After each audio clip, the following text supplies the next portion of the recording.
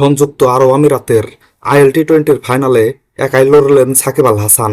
তবে ফাইনাল ম্যাচে হেরে গেল তার দল MI এমিরাটস। ফাইনাল ম্যাচে MI এমিরাটসকে 46 রানে হারিয়েছে ডেজার্ট ভাইপার্স।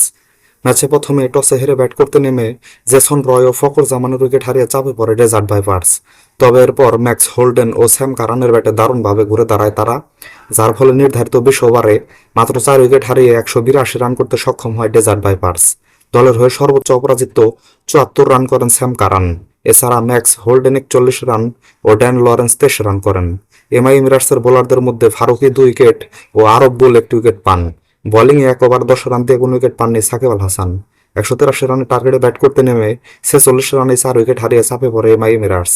তবে এরপর সাকিব আল হাসান ও কায়রন পোলার্ডের ব্যাটে ঘুরে দাঁড়ায় তারা।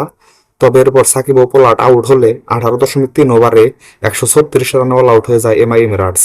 আর ম্যাচটা হেরে যায় তারা 46 রানের ব্যবধানে।